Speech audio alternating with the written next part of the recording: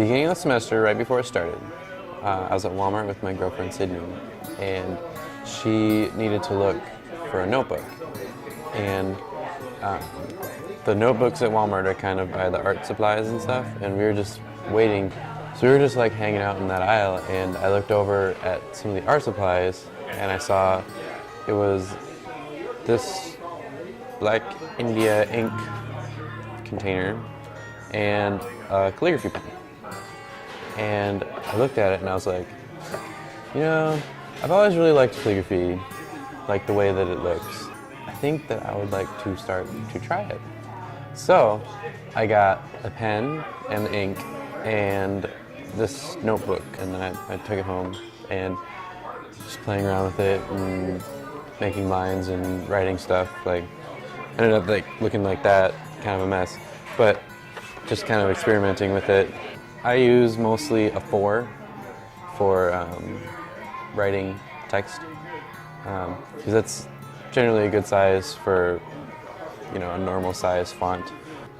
Lots of YouTube videos and printouts of alphabets like this.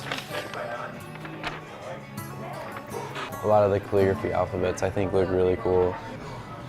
When I started out, I would write some alphabets down like this one, and I kind of picked up little nuances from the different ones that I'd practiced and sort of made up my own. Just kind of whatever I thought looked good, and whatever I thought might, I guess, work for the certain letters with each other.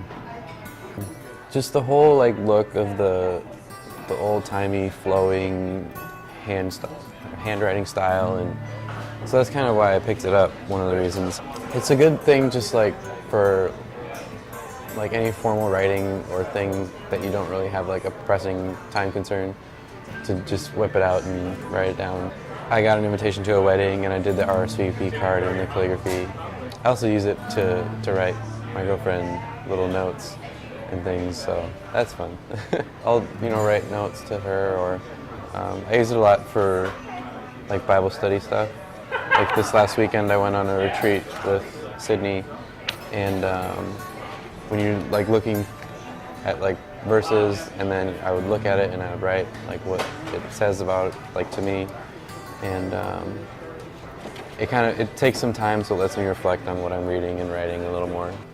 It's not something that a lot of people do anymore, and I like having a talent in something that I can say is unique.